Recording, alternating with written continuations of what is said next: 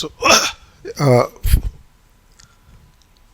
so for any competitive exams, the fundamental core syllabus ఉంటుంది ఒకటి.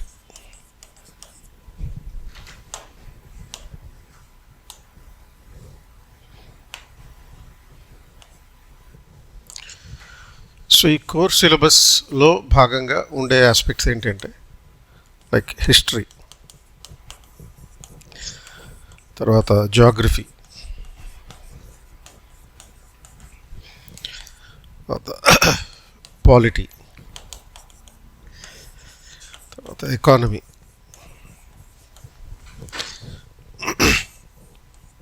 And science and technology, environment.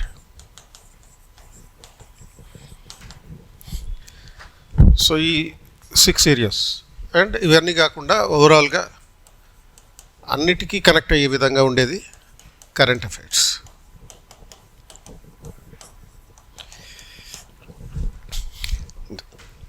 So current affairs is one area which is connected with the polity, economy or anything, science and technology, environment అన్నిటికీ సంబంధించి ఉంటాయి. So అది ఓవరాల్గా dominant element. ఆ dominant ఎలిమెంట్లో భాగంగా core syllabus అని చెప్పి ఈ 6 ఏరియాస్ని చెప్తాం. యూపీఎస్సీలో కానీ, గ్రూప్ 1లో కానీ, గ్రూప్ 2లో కానీ ఏ ఎగ్జామ్ తీసుకున్నా సరే that is the core syllabus. Prelims multiple choice questions ఉన్నా కానీ, ఆర్ మెయిన్స్లో డిస్క్రిప్టివ్ క్వశ్చన్స్ రాయాల్సి వచ్చినా కానీ ఈ సిలబస్ లేకుండా ఎగ్జామ్ ఉండదు. ఇది కామన్ సిలబస్ అనమాట. Therefore it is described as the core syllabus. And ఈ కోర్ సిలబస్లో అంటే ఈ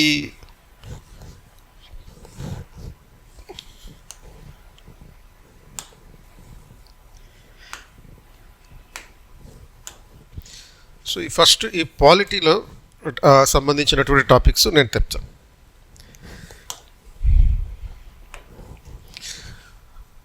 సో పాలిటీ మళ్ళీ ఈ కోర్ సిలబస్లో మరింత కోర్ సిలబస్ అన్నట్టు. ఎందుకంటే without understanding the polity there is no exam at all. ఏ ఎగ్జామ్ అయినా సరే, ఏ పరీక్ష అయినా సరే, పాలిటీ అనేది almost like a bible or Bhagavad Gita ఏమైనా చెప్పుకోవచ్చు.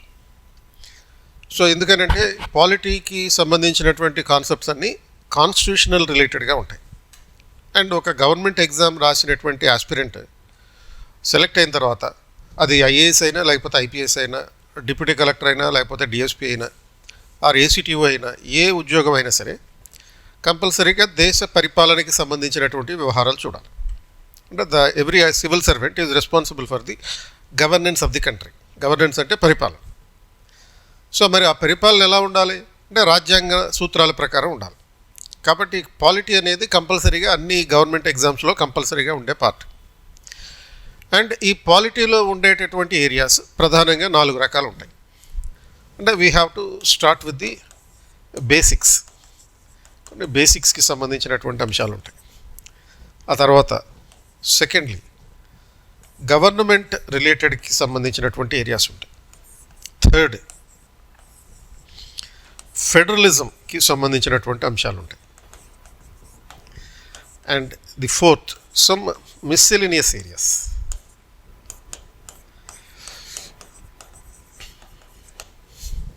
ఈ 4తో ఓవరాల్ సిలబస్ని చెప్పచ్చు. First basics. ఆ బేసిక్స్లో ఏముంటాయి ఇప్పుడు చెప్తాను. Then there are elements related to the government, అంటే ప్రభుత్వానికి సంబంధించినటువంటి అంశాలు, సెంట్రల్ గవర్నమెంట్, స్టేట్ గవర్నమెంట్, అలాగే local government. Then there is federalism. Federalism అంటే సమాఖ్య వ్యవస్థ. సెంట్రల్ స్టేట్ గవర్నమెంట్స్ ఉండేటటువంటి సిస్టమ్ ఎలా పనిచేస్తుంది.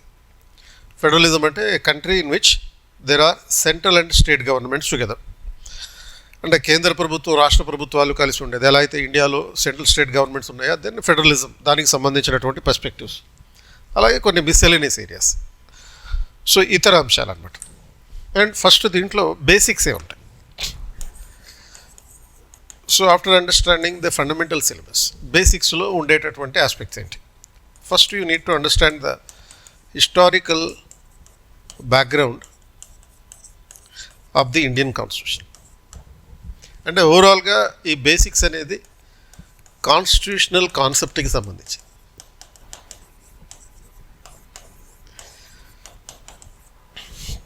అదే సో కాన్స్టిట్యూషనల్ కాన్సెప్ట్స్ అంటే రాజ్యాంగ సంబంధమైనటువంటి మౌలిక భావనలు.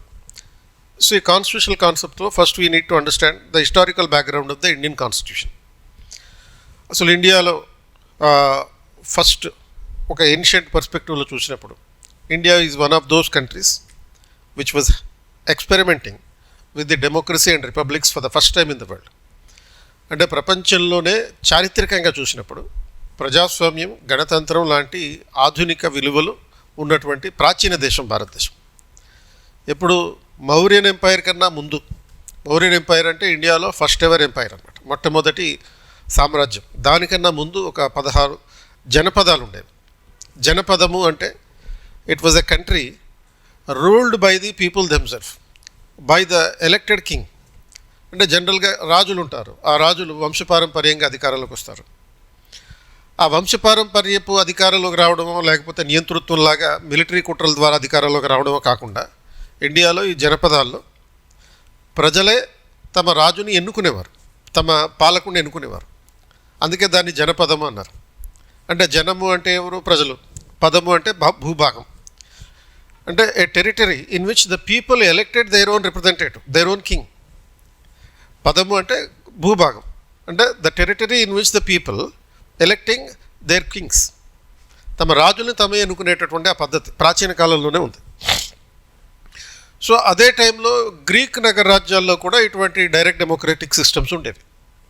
ఇది ఈ సోక్రటీస్ కన్నా ముందు ఉన్నటువంటి గ్రీక్ సిటీ స్టేట్స్ అన్నమాట. సో అటువంటి పద్ధతులు ఏన్షియంట్ పీరియడ్ నుంచి ఉన్నాయి. మధ్యలో ఈ మౌర్యన్ ఎంపైర్ మొదలైనప్పటి నుంచి వంశపారంపర్యపు అధికారాలు రావడం, మిడివల్ పీరియడ్ వచ్చాక నియంతృత్వాలు రావడం, అండ్ ఆ తర్వాత బ్రిటిష్ గవర్నమెంట్కి సంబంధించినటువంటి ఒక రెస్పాన్సిబుల్ గవర్నమెంట్ ఇంట్రడ్యూస్ చేయడం అనేటటువంటిది మొదలైంది. అంటే బ్రిటన్లో ఏదైతే మళ్ళీ పార్లమెంటరీ ఫార్మ్ ఆఫ్ గవర్నమెంట్ ఉందో, ఆ parliamentary form of government in Britain was introduced in 1688. ఇది బ్రిటన్లో 1688లో పార్లమెంటరీ తరహా ప్రభుత్వ వ్యవస్థని ప్రవేశపెట్టడం జరిగింది. ప్రవేశపెట్టిన తర్వాత అదే విధానాన్ని ఇండియాలో కూడా మెల్లమెల్లగా ఇంట్రడ్యూస్ చేసుకుంటూ వచ్చారు. సో దానికి సంబంధించినటువంటి రకరకాల చట్టాలు ఉన్నాయి. అంటే something like 1935 government of India act అని అంటారు. అంతకన్నా ముందు 1919 గవర్నమెంట్ ఆఫ్ ఇండియా యాక్ట్ అని అంటారు. అంతకన్నా ముందు 1909 ఇండియా కౌన్సిల్స్ యాక్ట్ అని అంటారు. సో వీటన్నిటికన్నా ముందు మొదటిసారిగా అసలు ఇండియాలో ఒక కాన్స్టిట్యూషనల్ గవర్నమెంట్ అనేటటువంటిది 1765లో మొదలైంది. అక్కడి నుంచి 1765లో మొదలైనటువంటి ఆ కాన్స్టిట్యూషనల్ గవర్నమెంట్ ఏ విధంగా ప్రారంభమైంది, భారతదేశంలో ఈ కాన్స్టిట్యూషనల్ గవర్నమెంట్కి సంబంధించినటువంటి ఒక ఎవల్యూషన్ ఎలా వచ్చింది, ఆ తర్వాత 1946లో అంటే స్వతంత్రం ఇవ్వడానికి ముందు ఒక కాన్స్టిట్యూంట్ అసెంబ్లీ ఏర్పడింది. అంటే రాజ్యాంగ పరిషత్, భారతదేశం కోసం రాజ్యాంగాన్ని తయారు చేయడానికి ఒక కాన్స్టిట్యూంట్ అసెంబ్లీ ఏర్పాటైంది. అంటే రాజేంద్ర ప్రసాద్ అధ్యక్షతన ఏర్పాటైన దాంట్లో ఒక కొన్ని కమిటీస్ ఉన్నాయి. ఆ కమిటీస్లో కీలకమైనటువంటి కమిటీ ఏంటంటే డ్రాఫ్టింగ్ కమిటీ. ఆ డ్రాఫ్టింగ్ కమిటీ డాక్టర్ అంబేద్కర్ అధ్యక్షతలో పనిచేసింది. అండ్ ఈ drafting committee actually has drafted the Indian constitution.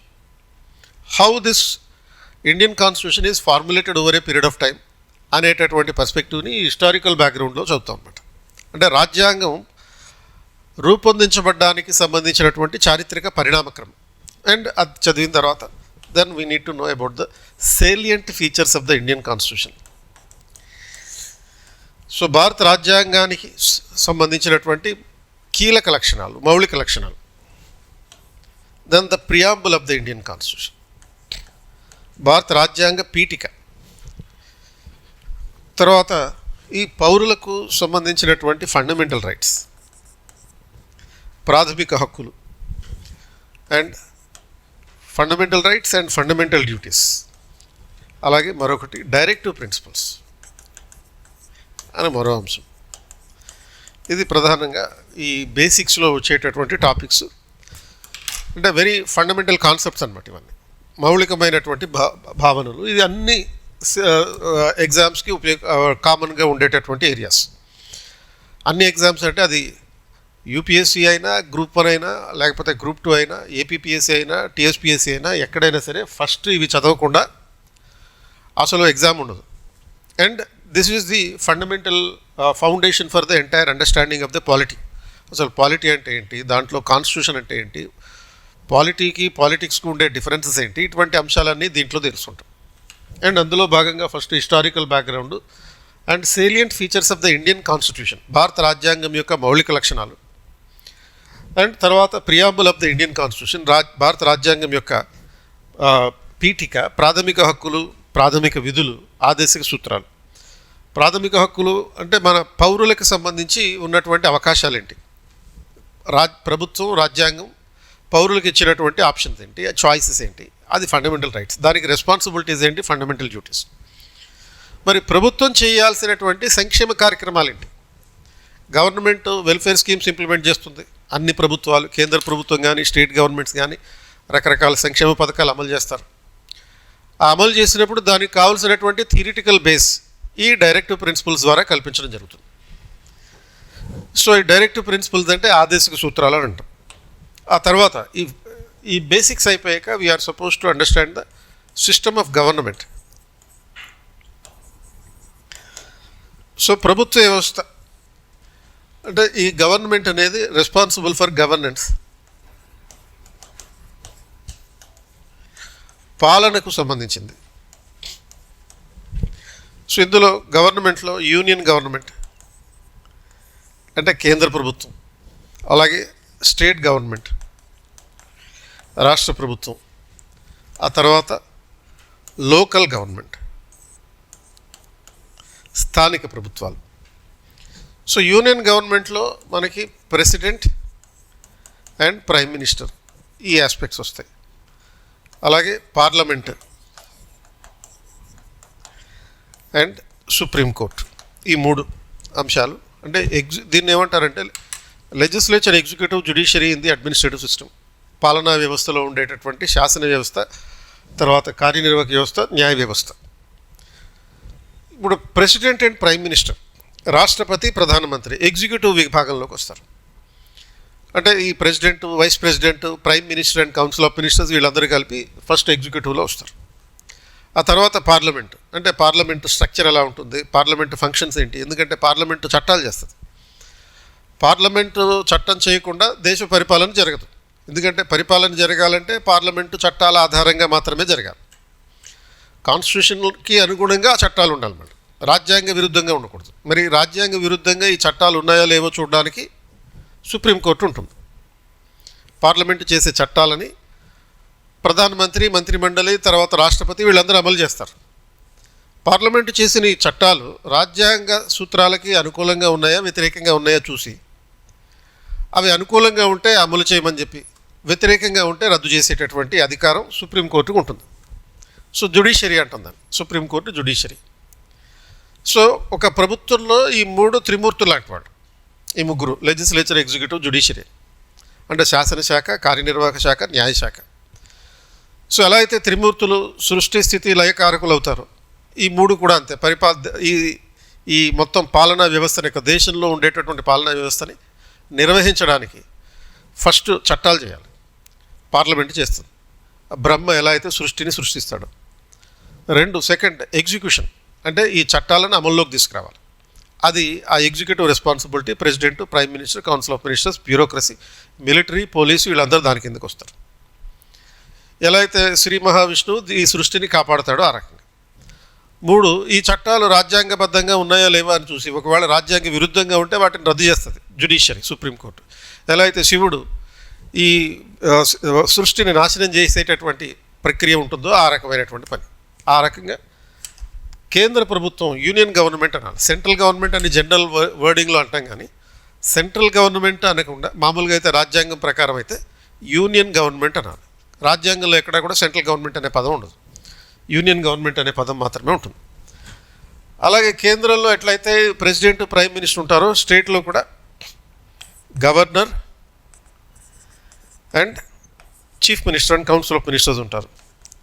State legislative assembly ఉంటుంది, పార్లమెంట్ ఉన్నట్టుగా స్టేట్లో అసెంబ్లీ ఉంటుంది.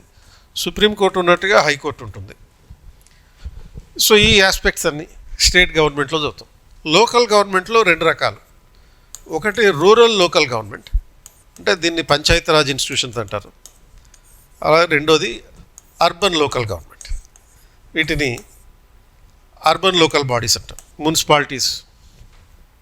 అదే ఈ గ్రామ పంచాయతీలు, మండల పరిషత్, జిల్లా పరిషత్, ఈ 3 కలిసి ఇది పంచాయతీరాజ్ ఇన్స్టిట్యూషన్స్ అవుతాయి.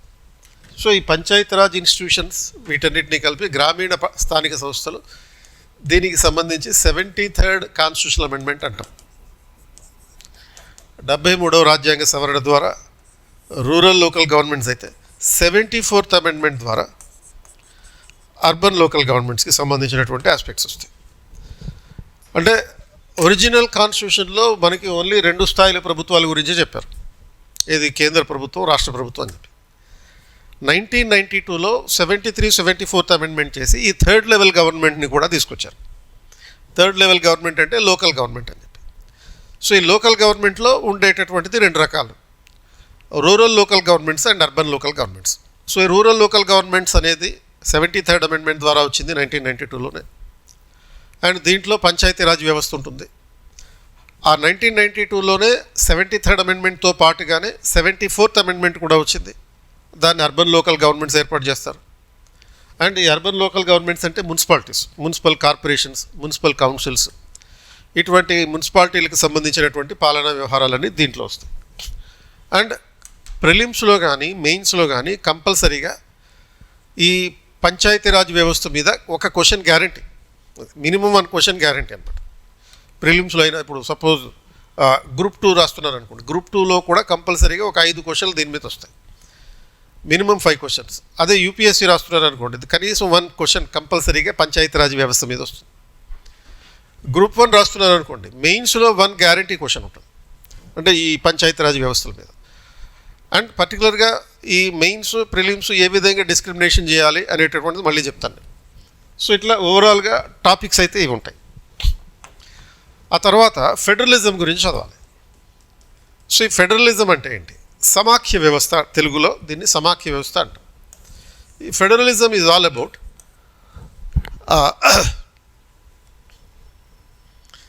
సెంట్రల్ స్టేట్ గవర్నమెంట్స్,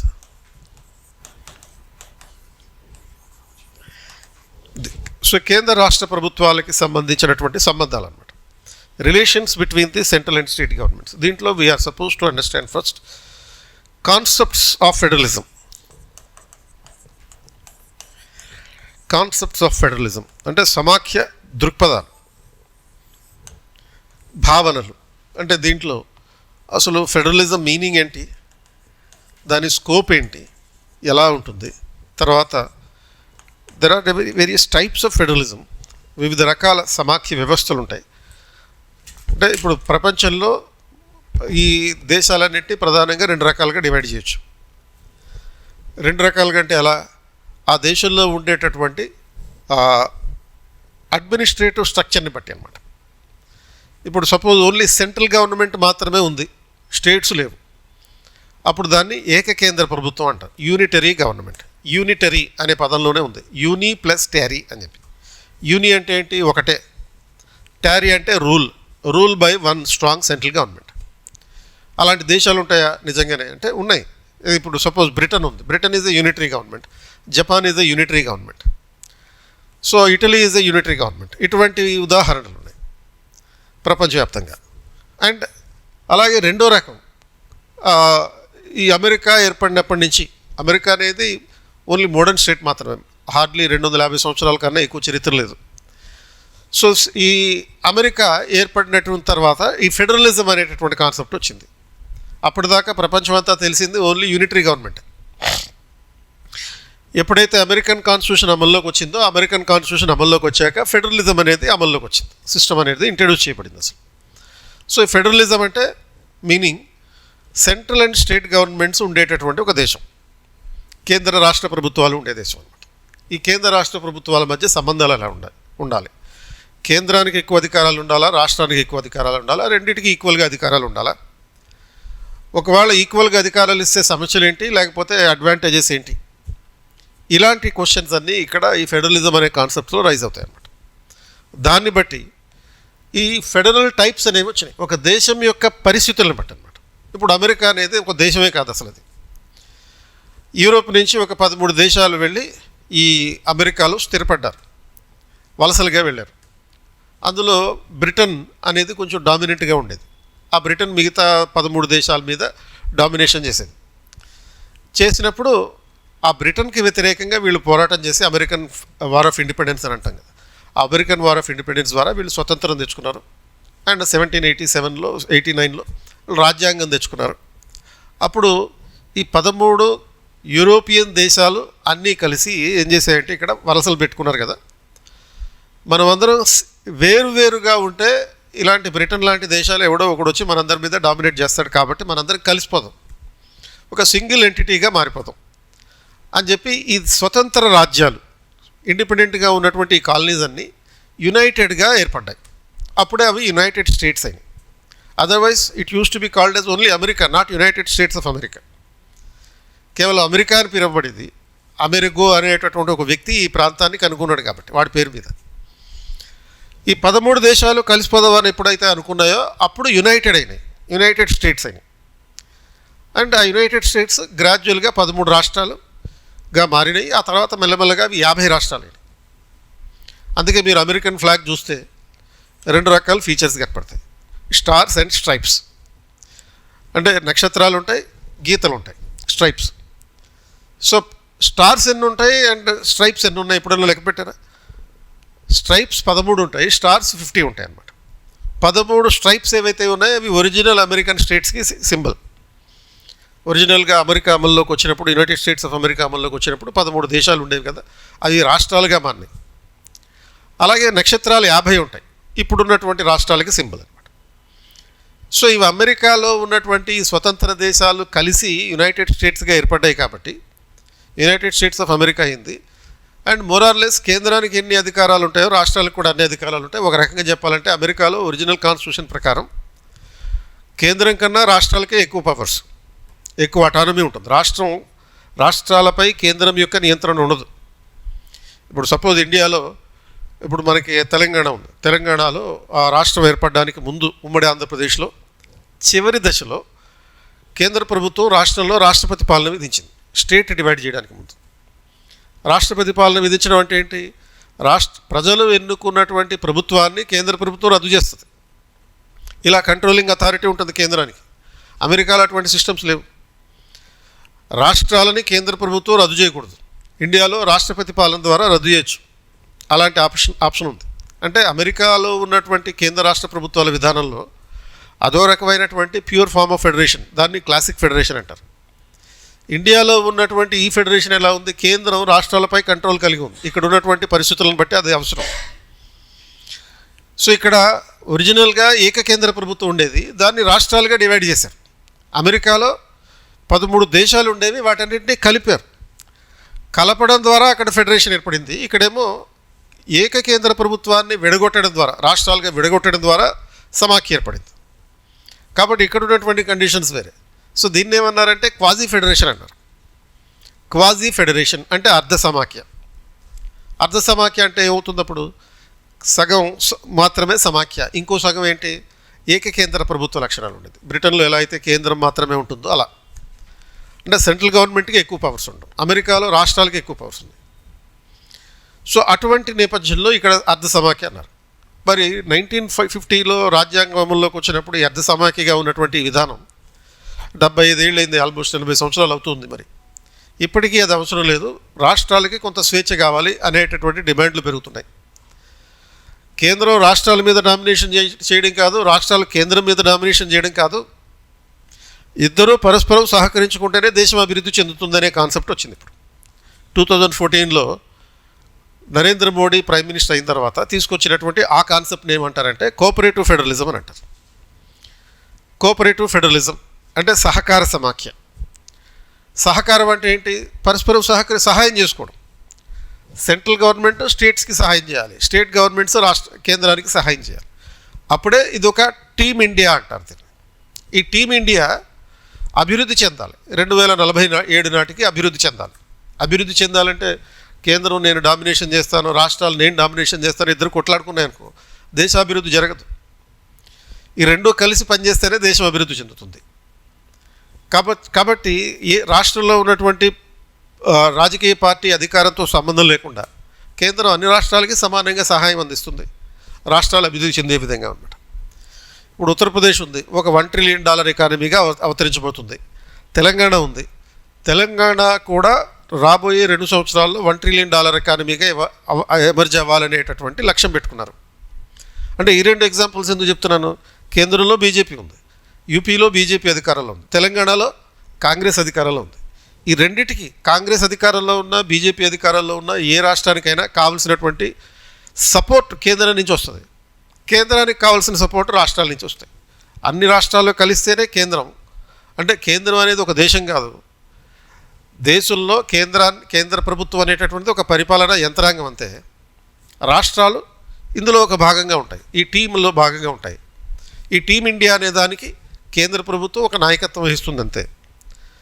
సో ఇది సబ్కా సాత్ సబ్కా వికాస్ అనే కాన్సెప్ట్ ద్వారా ముందుకెళ్తుంది అనమాట. సబ్కా సాత్ సబ్కా వికాస్ అంటే అందరూ కలిస్తేనే దేశం అభివృద్ధి చెందుతుంది.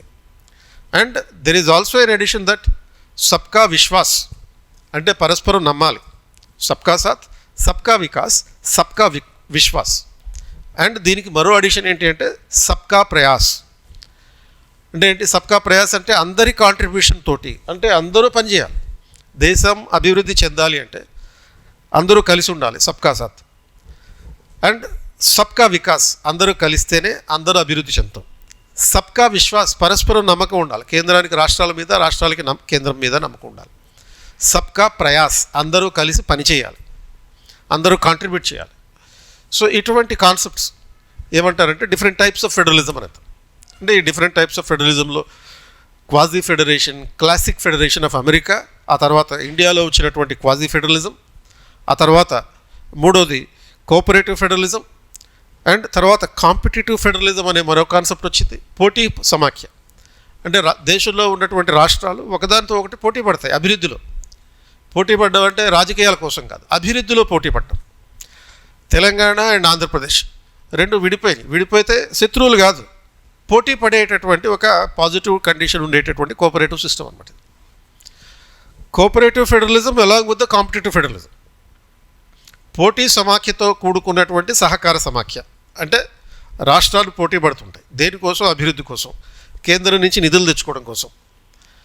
సో ఈ రకంగా పోటీ పడితే ఒక రాష్ట్రం ఇంకో రాష్ట్రం పోటీ పడడం కోసం కేంద్ర ప్రభుత్వం కూడా ఏం చేస్తుందంటే నీతి ఆయోగ్ అనే సంస్థను ఏర్పాటు చేసి, ఆ నీతి ఆయోగ్ ద్వారా ఈ పోటీలో ప్రతి సంవత్సరం ఎవరు గెలుస్తున్నారు, ఎవరు ముందుంటున్నారు అని ఒక ఇండెక్స్లు కూడా ఇస్తుంది.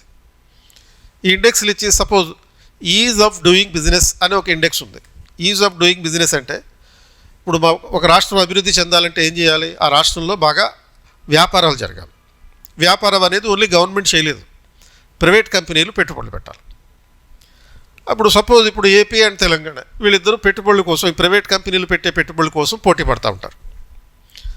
పోటీ పడ్డప్పుడు ఏమవుతుంది? ఎక్కువ పెట్టుబడులు వస్తే ఎక్కువ అభివృద్ధి చెందుతుంది. అండ్ ఎందుకనంటే ఎక్కువ మందికి ఉద్యోగాలు వస్తాయి, పెట్టుబడులు పెరిగినాయి అంటే ఉద్యోగాలు వస్తాయి, ఉద్యోగాలు వచ్చినాయి అంటే ఆదాయాలు పెరుగుతాయి, ఆదాయాలు పెరిగినాయి అంటే కన్జంప్షన్ పెరుగుతుంది. కన్జంప్షన్ పెరిగిందంటే ఆటోమేటిక్గా ఓవరాల్గా ఒక రాష్ట్రం యొక్క జీడిపి పెరిగిపోతుంది. ఇప్పుడు సపోజ్ గూగుల్ అనే కంపెనీ వైజాగ్లో ఒక డేటా సెంటర్ని ఏర్పాటు చేస్తుంది, 50,000 కోట్ల రూపాయలు పెట్టుబడి పెట్టి. అసలు లేని ఒక అవకాశమే లేనటువంటి ఒక చోట ఆ రకంగా పెట్టుబడి పెట్టేటట్టుగా ప్రయత్నం చేయడం జరిగింది. కాబట్టి ఆ రాష్ట్ర ముఖ్యమంత్రి ప్రయత్నం చేయడం జరిగింది. సో దానివల్ల గూగుల్ పెట్టుబడులు వెళ్తాయి ఆ రాష్ట్రం. ఇప్పుడు సౌత్ కొరియాకి చెందినటువంటి యంగ్ వన్ అనేటటువంటి ఒక కంపెనీ మన వరంగల్లో టెక్స్టైల్ పార్క్ అనేటటువంటి దాంట్లో కొన్ని టీషర్ట్లు తయారు చేసే కంపెనీ ఏర్పాటు చేసింది అని నిన్న మనం యూనియన్లో ఒక న్యూస్ చూసాం. టెక్స్టైల్ పార్క్ అంటే ఇక్కడ టీషర్ట్లు తయారు చేస్తారు, స్పోర్ట్స్ వేర్ తయారు చేస్తారు. అంటే యావరేజ్న ఏమవుతుంది? ఇప్పుడు ఇనీషియల్గానే కంపెనీ ఏర్పాటైన ఇనీషియల్గానే 200 మందికి ఉద్యోగాలు ఉన్నాయి. రాబోయే 2-3 సంవత్సరాల్లో కనీసం ఒక 1,100 మందికి ఉద్యోగాలు వస్తాయి. అంటే ఆ ప్రాంతంలో మళ్ళీ ఆ 1,100 మందిలో 90% మంది మహిళా ఉద్యోగులై ఉంటారు. అంటే ఏమైంది? ఒక పెట్టుబడి పెట్టడం కారణంగా జీడిపి పెరగడమే కాకుండా, ఎకనామిక్ గ్రోతే కాకుండా సోషల్ డెవలప్మెంట్ అవుతుంది. సోషల్ డెవలప్మెంట్ అంటే సామాజిక ప్రగతి, సామాజిక ప్రగతి అంటే women development, women empowerment. So దీనికోసం మళ్ళీ ఈ ఈజ్ ఆఫ్ డూయింగ్ బిజినెస్, ఈ విదేశీ కంపెనీలు వచ్చి పెట్టుబడులు పెట్టుకునే విధంగా అవకాశాలు కల్పించడం, దాంట్లో ఏపీ తెలంగాణ రాష్ట్రాలు పోటీ పడుతున్నాయి. రెండోది ఇట్లాంటి హ్యూమన్ డెవలప్మెంట్ ఇండెక్స్, మానవాభివృద్ధి సూచికలు. అంటే ఏ రాష్ట్రంలో అయితే ఎడ్యుకేషన్ బాగా డెవలప్ అయి ఉంటుంది, హెల్త్ సెక్టర్ డెవలప్ అయి ఉంటుంది, అలాగే విమెన్ డెవలప్మెంట్ బాగుంటుంది, ఇవన్నిటినీ కలిపితే హ్యూమన్ డెవలప్మెంట్ ఇండెక్సెస్ అని అంటాం.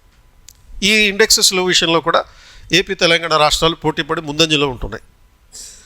అంటే మీనింగ్ ఏంటి? ఓవరాల్గా ఈ ఫెడరలిజంలో కేవలం కోఆపరేషనే కాదు, కేంద్ర రాష్ట్రాలు పరస్పరం ఒక రాష్ట్రం ఇంకో రాష్ట్రమే సహాయం చేసుకోవడమే కాకుండా పోటీ కూడా పడతాయి. దాన్ని కాంపిటేటివ్ ఫెడరలిజం అని అంటారు. సో ఇటువంటి డిఫరెంట్ డైమెన్షన్స్లో క్వశ్చన్స్ అడుగుతారు. కాన్సెప్చువల్ క్వశ్చన్స్ అడుగుతారు, లేకపోతే అనలిటికల్ క్వశ్చన్స్ అడుగుతారు. అనలిటికల్ అంటే ఏంటి? Merits, demerits, positives and negatives ఉండేటటువంటి డైమెన్షన్ని అనలైజ్ చేయడం. సో అట్లా ఈ టైప్స్ ఆఫ్ ఫెడరలిజం. తర్వాత ఈ ఫెడరలిజంలో యూనియన్ స్టేట్ రిలేషన్స్, కేంద్ర రాష్ట్ర సంబంధాలు. సో యూనియన్ స్టేట్ రిలేషన్స్లో 3 రకాలు ఉంటాయి. Legislative relations, administrative relations,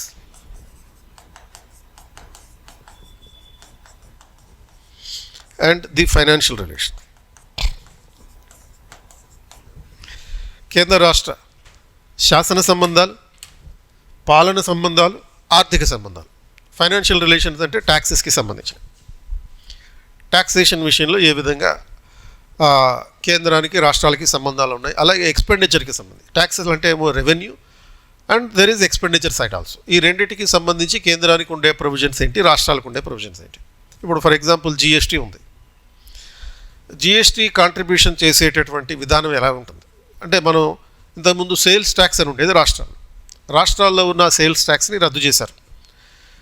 and ఈ సేల్స్ ట్యాక్స్ వసూలు చేసే వాళ్ళే కమర్షియల్ ట్యాక్స్ ఆఫీసర్స్, సిటీఓలు, తర్వాత వాళ్ళకి అసిస్టెంట్లుగా ఉండే ఏసీటీఓలు. ఇప్పుడు ఈ సేల్స్ ట్యాక్స్ రద్దు చేశారు, అమ్మకం పన్ను. అది రద్దు చేసి ఏం చేశారు? జిఎస్టీని ఇంట్రడ్యూస్ చేశారు.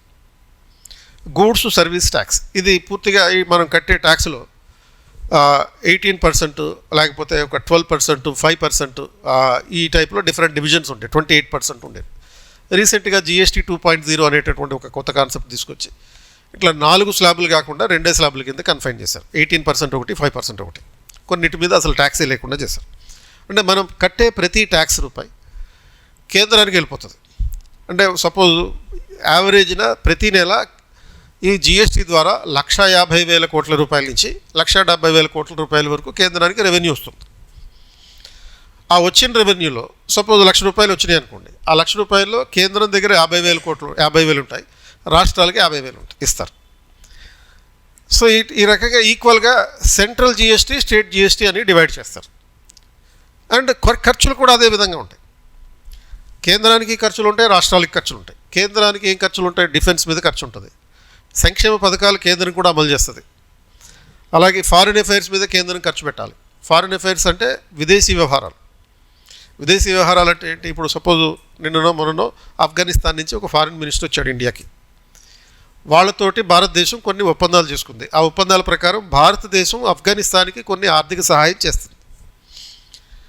అంబులెన్సులు ఇస్తారు. ఇప్పుడు ఒక రకంగా చెప్పాలంటే ఇది ఇప్పుడు కొత్తగా చేసుకున్నటువంటి సంబంధం కాదు.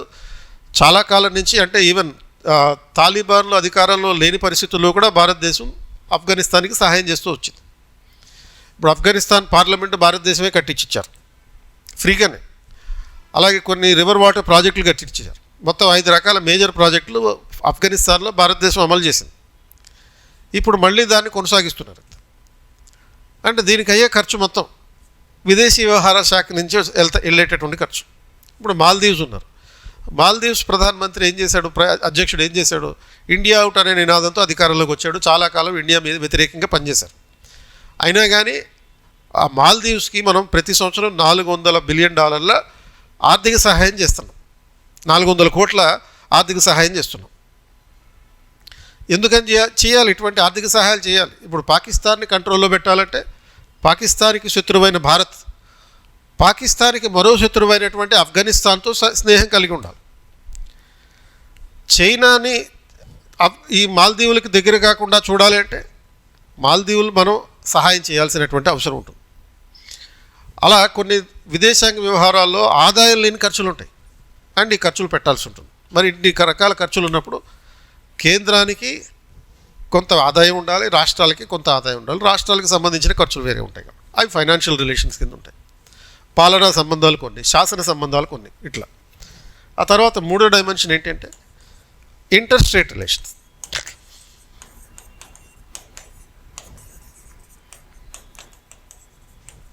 అంతర్రాష్ట్ర సంబంధాలు అంటే సపోజ్ ఇందులో ప్రధానంగా మనకి డిస్ప్యూట్స్ ఉంటాయి. కేంద్ర రాష్ట్ర సంబంధాల్లాగానే ఒక రాష్ట్రానికి ఇంకో రాష్ట్రకి సంబంధించినటువంటి అంశాలు ఇంటర్ స్టేట్ రిలేషన్స్. ఈ డిస్ప్యూట్స్ అంటే వివాదాలు, లైక్ బౌండరీ డిస్ప్యూట్స్, అలాగే రివర్ వాటర్ డిస్ప్యూట్స్, సరిహద్దు వివాదాలు, నదీ జల వివాదాలు. ఇటువంటి వివాదాలు కొన్ని కేంద్ర రాష్ట్రాల మధ్య ఉండేటటువంటి పరిస్థితి ఉంటుంది. సో వీటికి సంబంధించినటువంటి ఆస్పెక్ట్స్ అన్ని ఈ ఫెడరలిజంలో భాగంగా చదువుతాం. అలాగే ఈ కొన్ని మిస్సెలేనియస్ ఏరియాస్ అని చెప్పాం. సో మిస్సెలేనియస్ ఏరియాస్ అంటే ఏంటి? ఇతర అంశాలు అంటే మొదటి 3 డివిజన్స్లోకి రానటువంటివి, బేసిక్స్లో కానీ గవర్నమెంట్కి సంబంధం కానీ ఫెడరలిజంలో కానీ దేనికి రిలేషన్ లేనటువంటివి. Something like territory of India, భారత భూభాగం. సో భారత భూభాగం అంటే ఏంటి, కేంద్ర ప్రభుత్వం ఏంటి, ఇందులో ఉన్నటువంటి రాష్ట్రాలు ఏంటి, ఇందులో ఉన్నటువంటి యూనియన్ టెరిటరీస్ ఏంటి, ఈ వీటికి సంబంధించినటువంటి ఆస్పెక్ట్స్ టెరిటరీ ఆఫ్ ఇండియా. ఆ తర్వాత ఈ టెరిటరీలో పౌరసత్వం ఏ విధంగా ఉంది, సిటిజన్షిప్, పౌరసత్వానికి సంబంధించిన అంశాలు. అలాగే language, official language, constitutional related language related areas, భాషాపరమైన అంశాలు. అండ్ తర్వాత అడ్మినిస్ట్రేటివ్ బాడీస్ కొన్ని,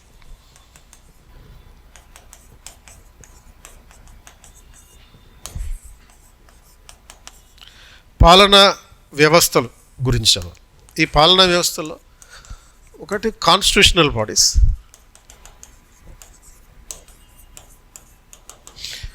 రెండు నాన్ కాన్స్టిట్యూషనల్ బాడీస్.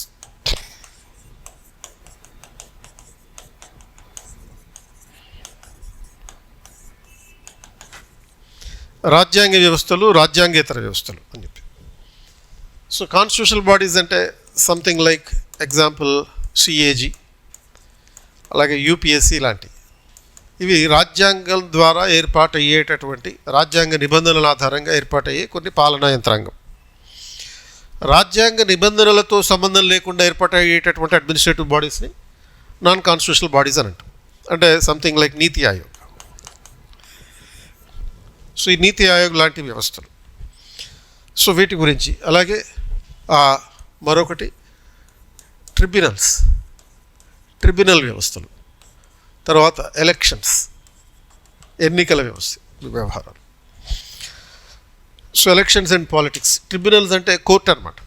మామూలు కోర్టుకి దీనికి తేడా ఏంటంటే, మామూలు కోర్టులో సివిల్ కేసులు, క్రిమినల్ కేసులు, కాన్స్టిట్యూషనల్ కేసులు ఇటువంటి సాల్వ్ చేస్తుంటారు. మామూలు కోర్టు అంటే జిల్లా కోర్టు, హైకోర్టు, తర్వాత సుప్రీంకోర్టు. అలా కాకుండా అడ్మినిస్ట్రేషన్కి సంబంధించిన కేసులు పరిశీలన చేసే వాటిని ట్రిబ్యునల్స్ అని అంటాం. ఇప్పుడు సపోజ్ ఏదైనా గ్రూప్ 1 రిలేటెడ్గా కేసు ఉందనుకో, ఆ కేసుని ఫస్ట్ ట్రిబ్యునల్కి పంపాలి. ఆ ట్రిబ్యునల్లో కేసు ఓడిపోతే అప్పుడు హైకోర్టుకి వెళ్తారు. సో ఆ ట్రిబ్యునల్ ఏమంటారు, స్టేట్ అడ్మినిస్ట్రేటివ్ ట్రిబ్యునల్ అంటారు. ఆ తర్వాత హైకోర్టులో కేసు పెట్టచ్చు. అంటే ఆ ట్రిబ్యునల్లో కేసు ఓడిపోతే ట్రిబ్యునల్కి వెళ్తాం, ఆ ట్రిబ్యునల్లో ఓడిపోతే హైకోర్టుకి వెళ్తాం, హైకోర్టులో ఓడిపోతే అప్పుడు సుప్రీంకోర్టుకి వెళ్తాం. అండ్ ఇట్లా ఇప్పుడు సపోజ్ అదేవిధంగా ఈ మధ్యన ఒక పాన్ షాప్ ఆయన మీద 12 కోట్లు ట్యాక్స్ కట్టాలని చెప్పి ఒక ఇన్కమ్ ట్యాక్స్ డిపార్ట్మెంట్ వాళ్ళు నోటీస్ ఇచ్చారు. అంటే పాన్ షాప్కి ఉండే రెవెన్యూయే 15,000 20,000 ఉంటుంది. అటువంటిది 12 కోట్లు ట్యాక్స్ కట్టమన్నారు. ఎందుకనంటే ఈ పాన్ కార్డు ఉపయోగించుకుని, ఆధార్ కార్డు ఉపయోగించుకుని ఎవరో పెద్ద కంపెనీ పెట్టేశారు, వాళ్ళు ట్యాక్సీలు కట్టట్లే. మరి ఇప్పుడు ఇతను ఏం చేయాలి? ఇది ట్యాక్స్ తోటి నాకు సంబంధం లేదు, పాన్ కార్డ్ ఇతంతే, ఆధార్ కార్డు అతంతే. కానీ మనం ఎప్పుడైనా జిరాక్స్ షాప్కి వెళ్ళి జిరాక్స్ తీయించుకున్నప్పుడు వాడు ఏం చేస్తాడంటే మనకు జిరాక్స్ ఇచ్చి వాడు 2 కాపీలు వాడి దగ్గర పెట్టుకుంటాడు. పెట్టుకుని దాన్ని బయట అమ్మేస్తాడు మనకు తెలియకుండానే. ఇలా కొనుక్కొని ఒకళ్ళు చాలామంది ఏం చేస్తారంటే పెద్ద పెద్ద కంపెనీలు పెట్టేసుకుని దాని మీద కోట్లలో రాబడి రెవెన్యూ చూపిస్తుంటారు. అండ్ దాని ట్యాక్స్ కట్టాల్సి వచ్చినప్పుడు వీడు కట్టాలి. ఎవరు ఒరిజినల్ ఓనర్ ఎవడైతే ఉన్నాడో ఆధార్ కార్డు వాడు కట్టాలి. ఇప్పుడు నాది సంబంధం లేదు, నాది ఉన్నది ఏది అని చెప్పి ఎవరికి కంప్లైంట్ చేయాలి? There is something called income tax tribunal. Income tax tribunal డైరెక్ట్గా కోర్టుకి వెళ్ళడానికి లేదు. ఏ డిపార్ట్మెంట్ అయితే నీ మీద ట్యాక్స్ వేసిందో ఆ ట్యాక్స్కి సంబంధించినటువంటి ట్రిబ్యునల్ ఉంటుంది. IT tribunal, income tax tribunal, అట్లా ఒక 150 రకాల ట్రిబ్యునల్స్ ఉన్నాయి. ఈ ట్రిబ్యునల్స్ అన్నీ కలిసి ఎలా పనిచేస్తాయి అనేటటువంటిది. అలాగే ఎలక్షన్ సిస్టమ్, ఇండియాలో ఎన్నికల విధానం ఎలా ఉంటుంది, ఎన్నికలు ఫండమెంటల్గా పొలిటికల్ పార్టీస్ ద్వారా జరుగుతాయి. అండ్ ఈ పొలిటికల్ పార్టీస్ ఏ విధంగా రికగ్నైజ్ అవుతాయి, ఏ విధంగా రిజిస్ట్రేషన్ చేసుకోవాలి, ఎన్ని రకాల నేషనల్ పార్టీస్ ఉన్నాయి, ఎన్ని రకాల రీజనల్ పార్టీస్ ఉన్నాయి, వాటికి అనుసరించాల్సిన రూల్స్ ఏంటి, అండ్ ఈ పొలిటికల్ పార్టీల్లో కలిసి ఎలక్షన్స్లో పోటీ చేసేటప్పుడు అనుసరించాల్సినటువంటి కోడ్ ఆఫ్ కాండక్ట్ ఎలా ఉండాలి, ఈ కోడ్ ఆఫ్ కాండక్ట్ని ఇంప్లిమెంట్ చేసే ఎలక్షన్ కమిషన్ ఎలా ఉంటుంది, దాంట్లో మెంబర్లు ఎలా ఉంటారు, వాళ్ళని ఎలా అపాయింట్ చేస్తారో, వాళ్ళ రోల్ ఏంటి, ఇదంతా ఎలక్షన్ సిస్టమ్. సో ఓవరాల్గా పాలిటీకి సంబంధించినటువంటి సిలబస్ ఇది 4 రకాల డివిజన్లుగా డివైడ్ చేయొచ్చు. ఓవరాల్ సిలబస్ ఏ ఎగ్జామ్ రాసినా సరే ఇదే సిలబస్, కోర్ సిలబస్ ఇది కోర్ సిలబస్లో ప్రత్యేకంగా ఈ పాలిటీలో 4 రకాల డైమెన్షన్స్ ఉన్నాయి. బేసిక్స్ అని, గవర్నమెంట్, ఫెడరలిజం అండ్ మిస్సెలినియస్ అని చెప్పి. బేసిక్స్లో మనం కాన్స్టిట్యూషనల్ కాన్సెప్ట్స్ గురించి చదువుతాం. That is the key area overall. ఆ కాన్స్టిట్యూషనల్ కాన్సెప్ట్స్లో హిస్టారికల్ బ్యాక్గ్రౌండ్ అంటే రాజ్యాంగ చారిత్రక నేపథ్యం, తర్వాత salient features of the Indian constitution, భారత రాజ్యాంగ విశిష్ట లక్షణాలు, ప్రియాంబుల్, పీఠిక, ప్రాథమిక హక్కులు, ప్రాథమిక విధులు, ఫండమెంటల్ రైట్స్ అండ్ డ్యూటీస్, తర్వాత డైరెక్టివ్ ప్రిన్సిపల్స్ అనేదేమో ప్రభుత్వం పరిపాలన సంక్షేమం కోసం ఏ విధంగా చేయాలి అని చెప్పే మార్గదర్శకాలు అన్నమాట, డైరెక్షన్స్ ఇచ్చేది. ఆ తర్వాత గవర్నమెంట్లో ఓవరాల్గా గవర్నెన్స్ రెస్పాన్సిబిలిటీస్. ఇందులో 3 రకాల గవర్నమెంట్లు ఉన్నాయి: union government, state government, local government. Union గవర్నమెంట్లో executive, president and prime minister, legislature, parliament, తర్వాత జ్యుడిషియరీ, సుప్రీంకోర్టు. స్టేట్ గవర్నమెంట్ కూడా అదే రిప్లికా ఉంటుంది. Like executive governor and CM, లెజిస్లేచర్లో అసెంబ్లీ, జ్యుడిషియరీలో హైకోర్టు. తర్వాత 3వ level government local government, rural and urban local governments. 73, 74th amendments నేపథ్యంలో ఈ పంచాయతీలు, మున్సిపాలిటీల గురించి అవుతుంది. తర్వాత 3వ డైమెన్షన్ ఫెడరలిజం. ఈ ఫెడరలిజంలో భాగంగా కేంద్ర రాష్ట్ర ప్రభుత్వాలకు సంబంధించినటువంటి ఆస్పెక్ట్స్ ఉంటాయి, వాటి రిలేషన్స్ గురించి ఉంటాయి. వాటిలో first we are suppose to understand the concept of federalism, and ఆ కాన్సెప్ట్ ఆఫ్ ఫెడరలిజంలో different meaning and scope of the federalism and the different types of federalism. అంటే ఈ టైప్స్ ఎలా ఉంటాయి: quasi federation, cooperative federation, competitive federation, ఇటువంటి. తర్వాత అది concept అర్థమైన తర్వాత we are suppose to understand the relations between the union and state governments, కేంద్ర రాష్ట్రాల మధ్య సంబంధాలు ఎలా ఉంటాయి. సో ఇందులో 3 రకాల సంబంధాలు ఉంటాయి: అడ్మినిస్ట్రేటివ్ రిలేషన్స్, తర్వాత legislative relations, then financial relations అని చెప్పి. చట్టాలు ఎలా చేయాలి, కేంద్రం ఏ చట్టాలు చేయాలి, రాష్ట్రం ఏ చట్టాలు చేయాలి, అన్నీ అందరూ చేయకూడదు. ఇప్పుడు వ్యవసాయానికి సంబంధించి రాష్ట్రం చట్టం చేయాలి. వ్యవసాయంలో సపోజ్ నువ్వు గోధుమలు, బియ్యం ఉత్పత్తి చేస్తాం. ఉత్పత్తి చేసిన తర్వాత మరి వాటిని వేరే దేశాలకు అమ్ముతాం కదా, మొత్తం అన్నం మనమే తినేయాలి. కాబట్టి అమ్మాలి అంటే ఎగుమతి చేయాలి. ఆ ఎగుమతికి సంబంధించిన చట్టాలని కేంద్రం చేయాలి, దిగుమతులకు సంబంధించిన చట్టాలు కేంద్రం చేయాలి. ఇప్పుడు ఈ మధ్యన అమెరికా వాళ్ళు ఇండియాని ఈ స్వీట్ కార్న్ దిగుమతి చేసుకోమని చెప్పి బలవంతం చేస్తున్నారు. బలవంతం చేసినప్పుడు మనం దిగుమతి చేసుకోమని చెప్పాం. దిగుమతి చేసుకోకుండా ఉండట్లా, కానీ అమెరికా నుంచి దిగుమతి చేసుకోవాల్సినటువంటి అవసరం లేదు. యుక్రెయిన్ నుంచి దిగుమతి చేసుకున్న అవసరమైతే యుక్రెయిన్ నుంచి దిగుమతి చేసుకుంటాం, ఏది ఈ స్వీట్ కార్న్ అనేదాన్ని. కానీ కంపల్సరీగా ఓన్లీ అమెరికా నుంచే దిగుమతి చేసుకోవాల్సినటువంటి అవసరం లేదు. కాబట్టి ఆ ఎగుమతి దిగుమతులకు సంబంధించిన వ్యవహారాలు కేంద్రం చట్టం చేస్తుంది. మరి ఆ స్వీట్ కార్న్ ఉత్పత్తి చేసేది భారతదేశంలో ఎవరు ఉత్పత్తి చేస్తారో, రైతులు ఉత్పత్తి చేస్తారో దాన్ని రెగ్యులేట్ చేయడానికి, ఉత్పత్తి చేయడానికి సంబంధించిన రెగ్యులేట్ చేయడానికి రాష్ట్ర ప్రభుత్వం ఈ చట్టాలు చేస్తుంది. సో అటువంటి ఆస్పెక్ట్స్ అన్నీ తెలుసుకోవాల్సి ఉంటుంది. అలాగే అడ్మినిస్ట్రేటివ్ రిలేషన్స్ అంటే పాలనా సంబంధాలు. కేంద్రంలో పాలన మొత్తానికి రాష్ట్రపతి బాధ్యత, రాష్ట్రంలో పాలన మొత్తానికి గవర్నర్ బాధ్యత. వీళ్ళిద్దరు అధికారాలు ఎలా ఉంటాయి. ఆ తర్వాత ఇంటర్ స్టేట్ రిలేషన్స్, అంతర్రాష్ట్ర సంబంధాలు, ఒక స్టేట్కి ఇంకో స్టేట్కి మధ్య సంబంధాలు. సో ఇప్పుడు సపోజ్ కేంద్ర రాష్ట్రాల మధ్య వివాదాలు ఉన్నాయి, like inter state river water disputes ఉన్నట్టు. ఇప్పుడు మణిపూర్, నాగాలాండ్ లాంటి రాష్ట్రాల మధ్య భూ సంబంధమైన వివాదాలు కూడా ఉన్నాయి. భూ సంబంధమైన వివాదాలు అంటే ఈ టెరిటోరియల్ ఏరియాస్కి సంబంధించినటువంటి. సో అట్లా ఈ boundary disputes, river water disputes, Krishna Godavari నదీ జల వివాదాలు ఉన్నాయి సపోజ్ ఏపీ తెలంగాణకి మధ్య, అలాగే మిగతా రాష్ట్రాలతోటి కూడా. సో ఇట్లా మల్టీ డైమెన్షనల్గా ఉండేటటువంటి ఆస్పెక్ట్స్ ఇవన్నీ ఉన్నాయి. ఆ తర్వాత ఈ మిస్సెలినియస్ ఏరియాస్, మిగతా విభాగాలకి సంబంధం లేనటువంటి అంశాలు, ఇతర అంశాలు క్వశ్చన్స్ రావడానికి అవకాశం ఉన్నటువంటి areas, including territory of India, భారత భూభాగం, ఇందులో స్టేట్స్ ఏంటి, యూనియన్ టెరిటరీస్ ఏంటి, తర్వాత సిటిజన్షిప్, పౌరసత్వం ఎలా పొందాలి, ఎలా పోతుంది అంటే it is not only getting the citizenship but also loss of citizenship, అది పౌరసత్వం పోయే పరిస్థితి ఏ విధంగా, లాంగ్వేజ్, భాషకు సంబంధించిన విషయాలు. అండ్ తర్వాత అడ్మినిస్ట్రేటివ్ బాడీస్, వీటిని ప్రధానంగా రెండు రకాలుగా constitutional and non constitutional bodies అంటాం. కాన్స్టిట్యూషనల్ బాడీస్ అంటే రాజ్యాంగ నిబంధనల ద్వారా ఏర్పాటై స్వతంత్రంగా పనిచేసేవి. స్వతంత్రంగా అంటే ఏంటి, గవర్నమెంట్ కంట్రోల్లో కాకుండా, like controller and auditor general, UPSC, ఇప్పుడు యూపీఎస్సి లేకపోతే state public service commission, TSPSC లేకపోతే ఏపీపీఎస్సి లాంటి స్టేట్ పబ్లిక్ సర్వీస్ కమిషన్స్ కూడా కాన్స్టిట్యూషనల్ బాడీసే. వాళ్ళు గవర్నమెంట్ ఇన్ఫ్లుయెన్స్తో పనిచేయాల్సిన అవసరం లేదు, స్వతంత్రంగా వాళ్ళు పనిచేసుకోవచ్చు. అండ్ తర్వాత ఈ ట్రిబ్యునల్స్ అన్నాం, జ్యుడిషియల్ సిస్టమ్, కాకపోతే క్వాజీ జ్యుడిషియరీ. జ్యుడిషియరీ అనేదేమో సుప్రీంకోర్టు, హైకోర్టు, తర్వాత డిస్ట్రిక్ట్ కోర్ట్స్ ఉంటాయి. క్వాజీ జ్యుడిషియల్ బాడీస్ అంటే అర్ధ న్యాయ వ్యవస్థలు, ఇందులో కొంత అడ్మినిస్ట్రేటివ్, కొంత జ్యుడిషియల్ సిస్టమ్ కలిపి ఉంటాయి, కాబట్టి వాటిని అడ్మినిస్ట్రేటివ్ ట్రిబ్యునల్స్, క్వాజీ జ్యుడిషియరీ అంటాం. సంథింగ్ లైక్ ఈ ఇన్కమ్ ట్యాక్స్ ట్రిబ్యునల్, లేకపోతే administrative tribunal, central administrative tribunal, state administrative tribunal అని ఉన్నాయి రెండు. యూపీఎస్సీ మీద కేసు పెట్టాలంటే సెంట్రల్ అడ్మినిస్ట్రేటివ్ ట్రిబ్యునల్, టీఎస్పీఎస్సీ మీద కేసు పెట్టాలంటే స్టేట్ అడ్మినిస్ట్రేటివ్ ట్రిబ్యునల్. అలాంటి ట్రిబ్యునల్స్, ఎలక్షన్ మెకానిజం. సో ఇట్లా ఓవరాల్గా మనకి ఈ సిలబస్ ఏ ఎగ్జామ్కైనా ఇవే సిలబస్ ఉంటుంది, ఓవరాల్ జనరలైజ్ సిలబస్ అనమాట.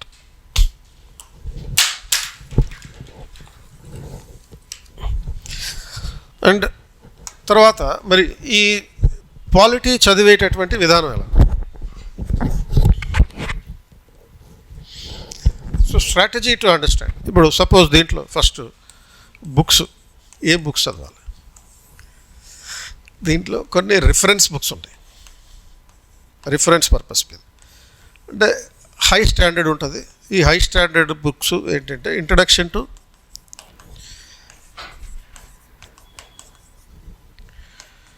ఇండియన్ కాన్స్టిట్యూషన్,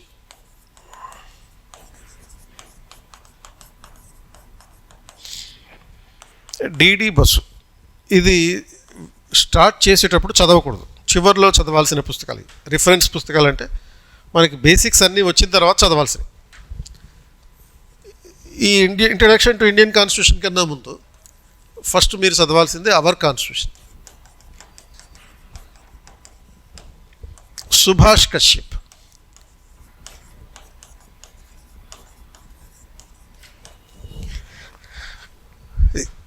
సో ఈ రిఫరెన్స్ బుక్స్ చదవడానికి ముందు బేసిక్ బుక్స్ ఏంటి?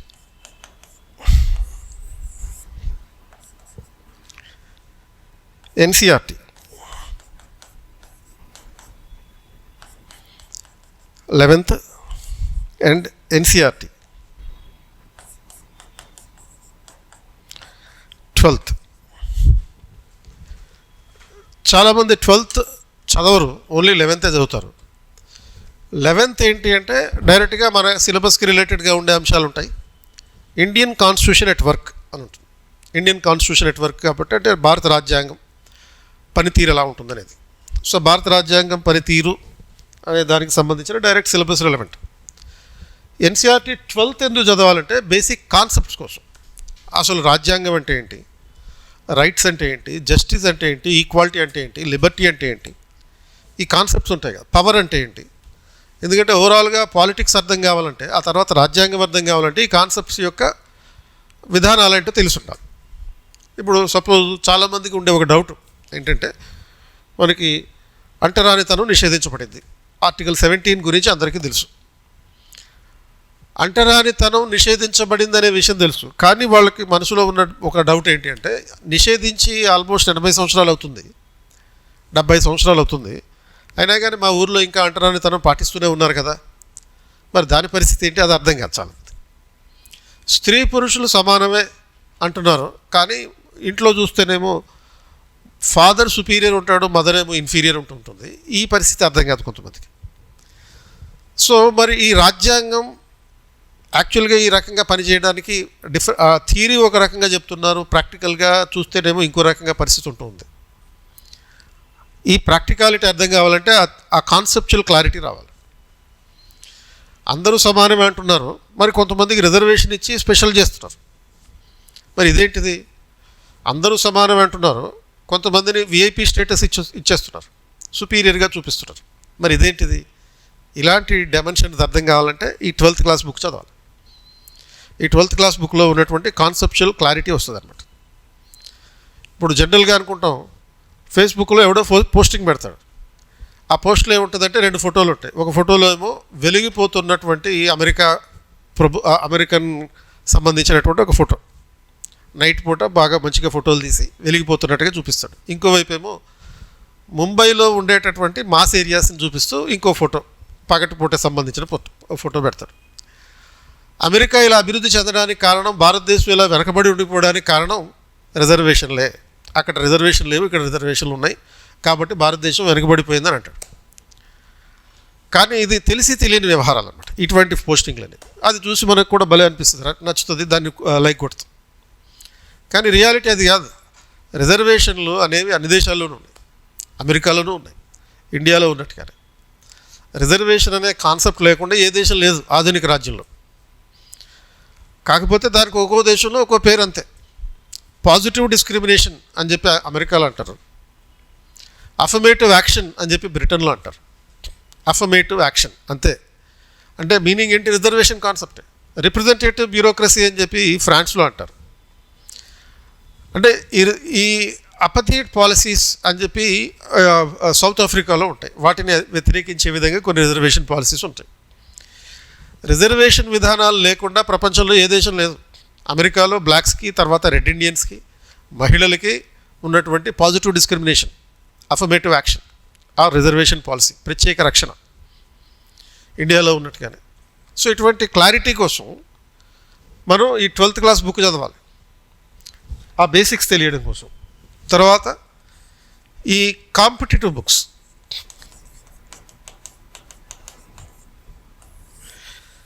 ఈ కాంపిటేటివ్ బుక్స్లో ఈ Indian polity Laxmikanth book. So Laxmikanth రూపొందించినటువంటి ఇండియన్ పాలిటీ అనే పుస్తకం. అండ్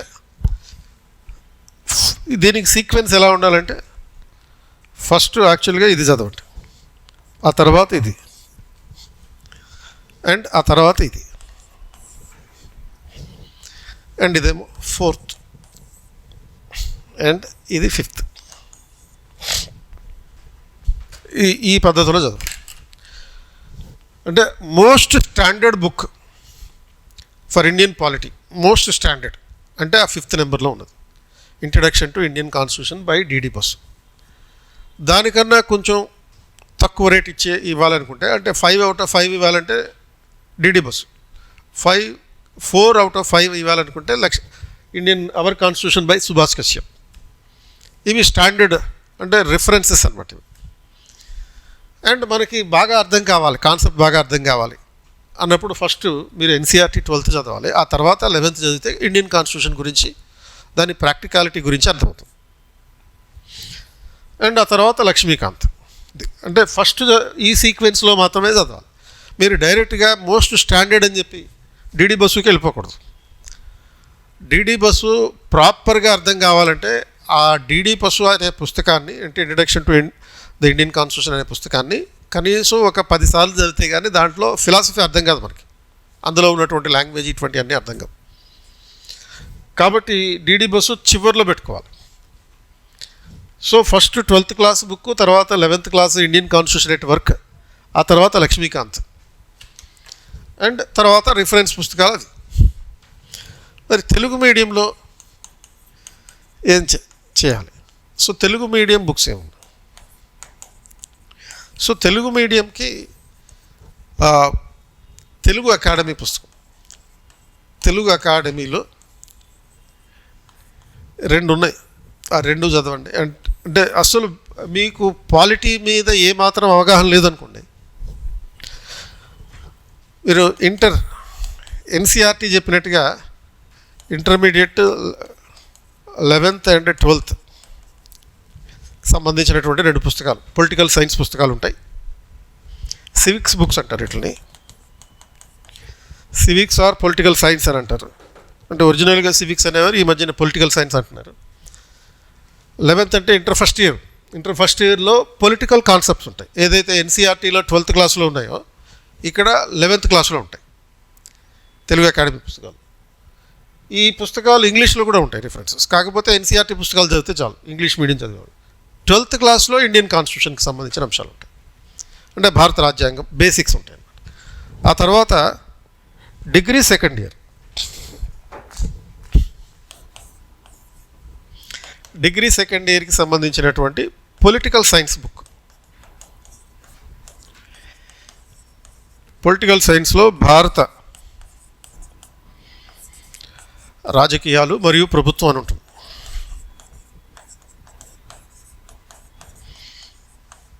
ఈ పుస్తకం కంప్లీట్గా. అండ్ తర్వాత ఒక కాంపిటేటివ్ ఎగ్జామ్స్కి సంబంధించిన బుక్ ఉంది.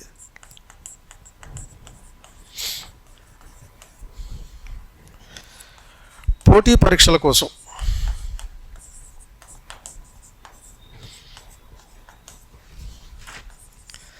భారత రాజ్యాంగం.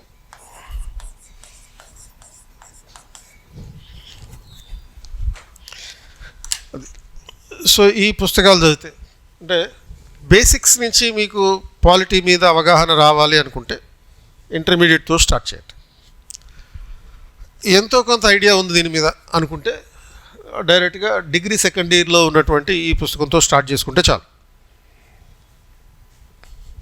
డిగ్రీ సెకండ్ ఇయర్కి సంబంధించిన పొలిటికల్ సైన్స్ విభాగంలో ఉన్న భారత రాజకీయాలు, ప్రభుత్వం. సో ఇటువంటి లేయర్డ్ స్టడీ, అంటే ఈ ఈ పుస్తకాలని చదువుతూ, అంటే ఫస్ట్ మీరేం చేయాలంటే ప్రిపరేషన్కి మొత్తం ఇప్పుడు చెప్పిన సిలబస్లో ఉన్నటువంటి ప్రతి పదాన్ని గుర్తుపెట్టుకోవాలి. అంటే you are suppose to by heart the సిలబస్ని బై హార్ట్ చేసేయడమే. ఎందుకనంటే సిలబస్ బై హార్ట్ చేయడం వల్ల మనకి ప్రతి పదం మనకు గుర్తుండడం వల్ల ఈ కరెంట్ రెలవెంట్గా వచ్చేటటువంటి ఏరియాస్ ఏవైతే ఉంటాయో ఆ కరెంట్ అఫైర్స్కి లింక్ చేయాలి. ఎందుకంటే మనకి స్టార్టింగ్లో చెప్పాను, so core syllabus history, geography, polity, economy, S and T, environment అని చెప్పి వీటన్నిటికీ పైన కరెంట్ అఫైర్స్ పెట్టాను. ఎందుకని? ప్రతి దాంట్లో కరెంట్ అఫైర్స్ ఉంటుంది. కరెంట్ అఫైర్స్ లేని సబ్జెక్ట్ అంటూ ఉండదు. ఆ కరెంట్ అఫైర్స్ ఇన్ఫ్లుయెన్స్గా చేసుకొని ఎగ్జామినర్ క్వశ్చన్స్ అడుగుతారు. ఇప్పుడు హిస్టరీ కూడా కరెంట్ అఫైర్స్ ఉంటుందా అంటే హిస్టరీకి సంబంధించి కూడా కరెంట్ అఫైర్స్ ఉంటాయి. అంటే ఎలా ఉంటాయి? కొన్ని మైల్ స్టోన్ ఇయర్స్ ఉంటాయి. ఆ మైల్ స్టోన్ ఇయర్స్ని కరెంట్ ఇష్యూగా అడుగుతారు. ఇప్పుడు 2025 కదా, ఇప్పుడు ఈ 2025 నాటికి 100 సంవత్సరాలు పూర్తయిన సంఘటనలు, 150 సంవత్సరాలు పూర్తయిన సంఘటనలు, 200 సంవత్సరాలు పూర్తయిన సంఘటనలు అవి ఏమైనా ఉంటే, అంటే సపోజ్ 1925 ఆర్ లేకపోతే 1875 ఆర్ 1850 ఆర్ 1825 ఈ సంవత్సరాల్లో జరిగినటువంటి సంఘటనలు ఏమైనా ఉంటే దాన్ని కరెంట్ ఇష్యూగా చూసుకోవాలి. క్వశ్చన్స్ అనేవి ఈ బ్యాక్గ్రౌండ్లో అడుగుతారనమాట. అలాగే పాలిటీ కరెంట్ ఇష్యూస్ ఉంటాయి. పాలిటీ కరెంట్ ఇష్యూస్ అంటే ఏంటి అవి ఇప్పుడు చూద్దాం. ఆ polity current affairs in polity. So current affairs in polity అంటే ప్రధానంగా ఇవి సుప్రీంకోర్టు జడ్జిమెంట్స్కి రిలేటెడ్గా ఉంటాయి. సుప్రీంకోర్టు జడ్జిమెంట్స్, తర్వాత ఎగ్జిక్యూటివ్ ఇష్యూస్,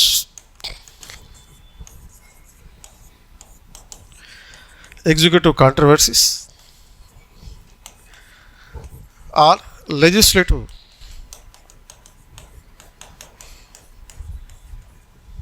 ఇష్యూస్ ఇది, అండ్ ఫెడరల్ డిస్ప్యూట్స్.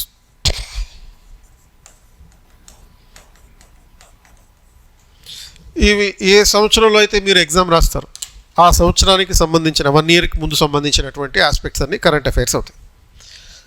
అది సో సుప్రీంకోర్టు తీర్పులు, ఈ తీర్పుల్లో మళ్ళీ ఇవన్నీ కవర్ అవుతాయి. సుప్రీంకోర్టు తీర్పులు అనేవి ఫండమెంటల్ రైట్స్కి సంబంధించి ఉంటాయి, డైరెక్టివ్ ప్రిన్సిపల్స్కి సంబంధించి ఉంటాయి, సెంటర్ స్టేట్ రిలేషన్స్కి సంబంధించి ఉండొచ్చు. సో ఇప్పుడు సపోజ్ న్యూస్ పేపర్లో వీటికి సంబంధించి ఏదైనా ఒక డిస్ప్యూట్ కనపడినప్పుడు మనకి బేసిక్ సిలబస్ ఎందుకు బై హార్ట్ చేయాలి అంటే వీటికి సంబంధించిన ఏదైనా ఆస్పెక్ట్ వచ్చినప్పుడు వెంటనే మనం దాన్ని కనెక్ట్ చేసుకోగలుగుతాం, దాని నుంచి నోట్స్ డ్రా చేసుకోగలుగుతాం. అంటే ఇప్పుడు suppose for example there is a judgement, the supreme court judgement ఉంది. ఆ సుప్రీంకోర్టు జడ్జిమెంట్ ఏమంటారు, state of Tamil Nadu versus governor of Tamil Nadu 2025 case. So 2025లో supreme court ఈ తీర్పు ఇచ్చింది. ఇది తమిళనాడు రాష్ట్ర ప్రభుత్వం ఆ తమిళనాడు గవర్నర్ మీద పెట్టిన కేసు. ఈ జడ్జిమెంట్ చదివినప్పుడు న్యూస్ పేపర్లో దాని గురించి చదివినప్పుడు మనకి ఏమర్థమవుతుంది ఏంటంటే ఈ జడ్జిమెంట్ దీని ఏరియాస్ ఏంటి, కనెక్షన్ దేనికి చేసుకోవాలి, దేనికి దీన్ని కనెక్ట్ చేసుకోవాలి అంటే powers of governor,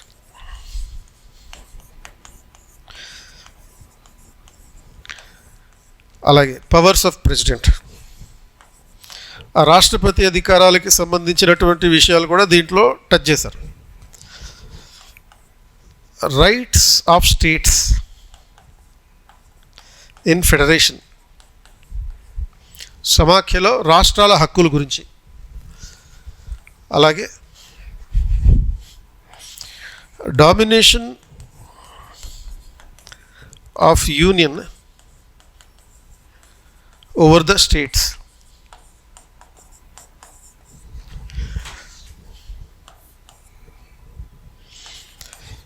union state conflicts. ఇది పైకి కనపడే విషయాలు ఇవన్నీ. At the outset the judgment has touched upon all these things. At the outset అంటే పైకి కనపడే విధంగా ఉన్నటువంటి ఆస్పెక్ట్స్లో ఏ విధంగా సుప్రీంకోర్టు తీర్పులో ఉన్నటువంటి అంశాలు ఇవన్నీ ఉన్నాయి.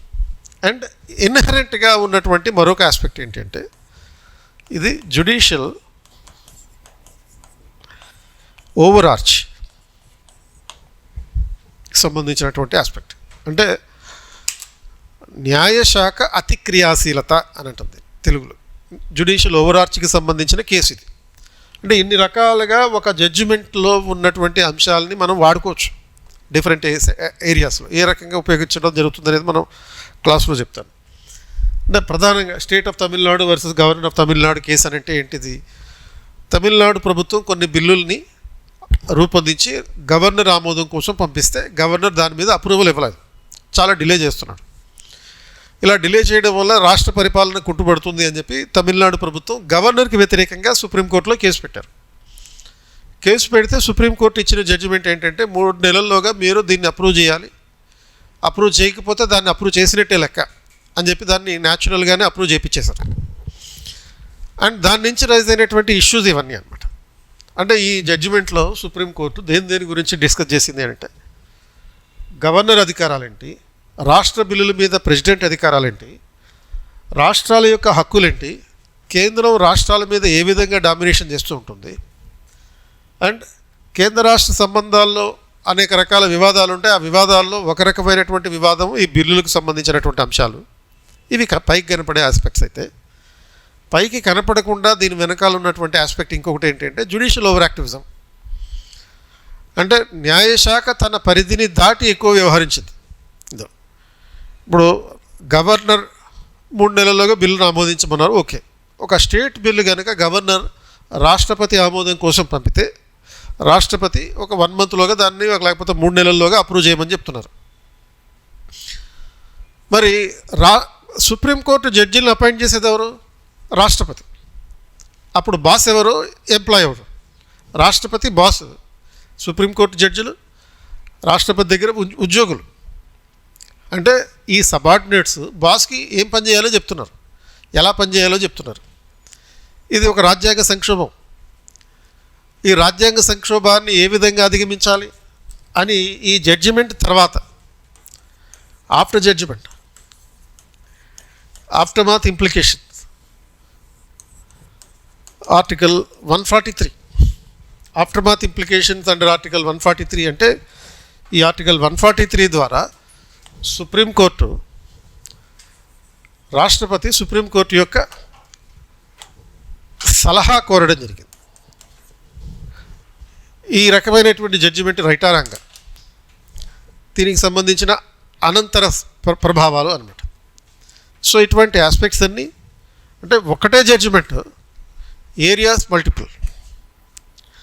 అంటే ఈ రకంగా కనెక్ట్ చేయడం ఏ విధంగా అంటే, ముందు మనం సిలబస్ని, ప్రతి పదాన్ని మనం మైండ్లో పెట్టుకోవాలి. సిలబస్లో ఉన్న ప్రతి పదం మన మైండ్లో ఉంటే అప్పుడు ఎక్కడెక్కడ ఒకే జడ్జిమెంట్, ఒకే అంశాన్ని మల్టిపుల్ డైమెన్షన్లో ఉపయోగించుకోవచ్చు అనేటటువంటి విషయం మనకు తెలుసు, అర్థమైపోతుంది అనమాట. That should be the strategy for understanding the polity.